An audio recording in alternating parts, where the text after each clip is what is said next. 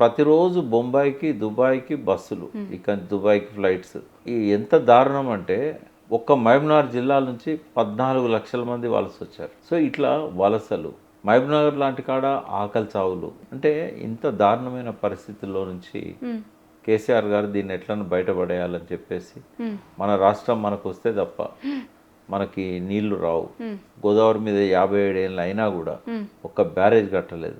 కేవలం డెల్టా కోసం మన తెలంగాణను బలి చేస్తున్నారు అని చెప్పి ఆయన ముఖ్యమంత్రి అయినాక 3 ఏళ్లలో 7 బ్యారేజీలు కట్టాడు. నిండు కుండలాగా గోదావరి నదిని ఏ రకమైన నిర్వాసితులు లేకుండా ఊర్లను ఖాళీ చేయించకుండా 100-150 టీఎంసీలు గోదావరి నదిలో ఆగేటట్టు చేశాడు. సదర్మాట్ ఖానాపూర్ అవతల శ్రీరామ్ సాగర్ కింద ఉంటుంది.